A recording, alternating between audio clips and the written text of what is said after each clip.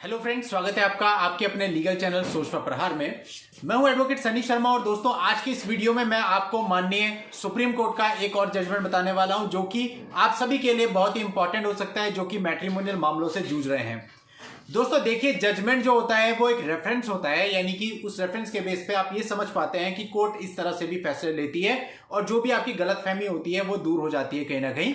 तो दोस्तों ये जो जजमेंट है ये बहुत ही इंपॉर्टेंट है, डाइवोर्स को लेकर के जजमेंट है और मेंटल क्रूएलिटी को इसमें बेस माना गया है। इस पूरे वीडियो में मैं आपको बताऊंगा कि किस तरह से सुप्रीम कोर्ट ने इस पूरे मामले को ऑब्जर्व किया, किन किन चीजों को ध्यान में रखा और आखिर में क्या डिसीजन दिया। ये मामला ट्रायल कोर्ट के बाद हाई कोर्ट के बाद सुप्रीम कोर्ट होता हुआ गया है और इसमें बहुत ही बढ़िया और निर्णायक जजमेंट आया है, जो कि मैं समझता हूं कि अधिकतर लोगों के साथ जो डाइवोर्स का केस फाइल करते हैं वो उसमें जो ग्राउंड बनाते हैं वो क्रूएल्टी को ही बनाते हैं और कहा जाता है कि क्रूएल्टी के ग्राउंड को लड़के के लिए प्रूफ करना बहुत ही मुश्किल होता है। तो दोस्तों इसी आधार पर, इन्हीं बिंदुओं पर आज का ये जजमेंट है और इस जजमेंट की पूरी जानकारी आज की इस वीडियो में मैं आपको दूंगा, साथ ही साथ पूरा मामला भी समझाऊंगा। तो दोस्तों बने रहिएगा मेरे साथ इस वीडियो में स्टार्टिंग से लेकर एंड तक। और यदि आप चैनल पर पहली बार आए हैं, अभी तक आपने चैनल को सब्सक्राइब नहीं किया है, तो चैनल को सब्सक्राइब करके नोटिफिकेशन बेल पर जरूर क्लिक कर लें, ताकि जब भी मैं ऐसी कोई वीडियो, ऐसी कोई पोस्ट आपके लिए लेके आऊं उसकी जानकारी आपको सबसे पहले मिले। तो चलिए दोस्तों पहले पूरे मामले को समझ लेते हैं। दोस्तों ये जो मामला है ये ऐसा मामला था जिसमें 22 साल के बाद शादी टूटी। देखिए कितनी बड़ी बॉन्डिंग है और कितना लंबा रिश्ता चलने के बाद ये शादी टूटी है। तो दोस्तों ऐसा भी होता है। इस मामले में दोस्तों हस्बैंड और वाइफ दोनों ही IAS ऑफिसर थे। जो वाइफ थी वो डाइवोर्सी थी, उसका पहले जो है डाइवोर्स हो चुका था और उसके पास एक डॉटर भी थी। उसके बाद उसने करंट हस्बैंड से शादी करी थी।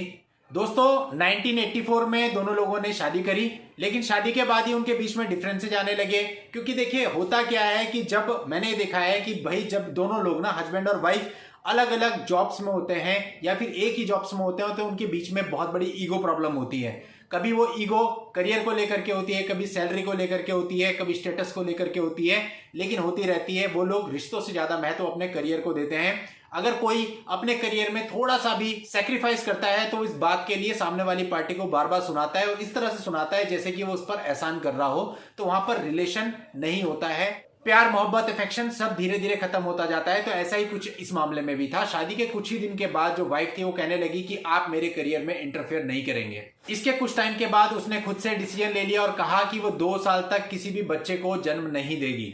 अब दोस्तों हस्बैंड ने अपने पिटीशन में यह भी बताया कि एक बार वो बहुत ज्यादा सीरियसली बीमार हो गया था और उसके बावजूद जो उसकी वाइफ है वो अपने भाई के घर जाकर के रहने लगी थी और उसकी बीमारी में उसने कोई मदद नहीं की, उसकी कोई पूछताछ नहीं करी और ना ही वो उसकी हेल्थ की जानकारी लेने के लिए बाद में भी उसके पास आई।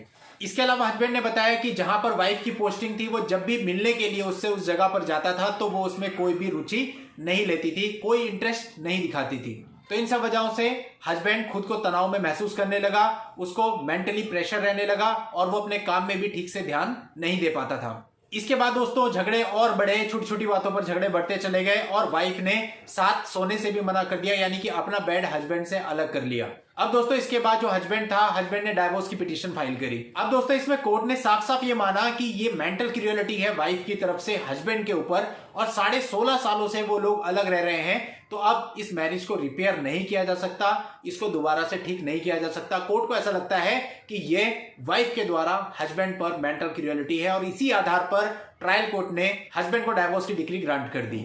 इसके बाद दोस्तों इस मामले की अपील के लिए वाइफ हाई कोर्ट में गई। हाई कोर्ट ने पूरे मामले को ऑब्जर्व किया, ऑब्जर्व करने के बाद वाइफ के पक्ष में निर्णय दे दिया, यानी कि ट्रायल कोर्ट के फैसले को पलट दिया। इसके बाद दोस्तों मामला पहुंचा ऑनरेबल सुप्रीम कोर्ट। अब सुप्रीम कोर्ट ने सारी ऑब्जर्वेशन की। देखिए सुप्रीम कोर्ट बहुत बारीकी से चलता है, हर एक चीज को देखता है और उसको पुराने केसेस से कंपेयर भी करता है। इसके अलावा जो आपके दोनों ही काउंसिल होते हैं दोनों पक्षों के, उनकी भी बात को बहुत बारीकी से सुना और समझा जाता है, उसके बाद वो कोई डिसीजन लेता है। अब दोस्तों सुप्रीम कोर्ट ने माना कि ट्रायल कोर्ट ने जो फैसला दिया था वो बिल्कुल सही था और हाई कोर्ट ने उस फैसले को पलट करके गलती की है।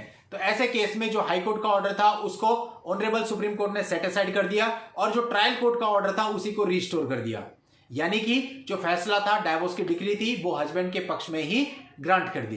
तो दोस्तों इस पूरे मामले को देखते हुए देखिए क्या लगता है कि यदि आप सही हैं, यदि आपने चीजों को सही तरीके से पेश किया है, यदि आपके पास अच्छे ग्राउंड है तो क्रूएल्टी के बेस पे भी डाइवोर्स मिलता है। लेकिन लड़ाई थोड़ी लंबी होती है, थोड़ी लंबी लड़ाई लड़नी पड़ती है, लेकिन अगर आप लंबी लड़ाई लड़ते हैं तो आपको अंत में जीत मिलती है। दोस्तों बहुत इंपॉर्टेंट जजमेंट है। यदि क्रियोलिटी के बेस पे आप लोगों ने अपना मुकदमा फाइल किया हुआ है तो उस केस में जजमेंट का रेफरेंस भी लिया जा सकता है।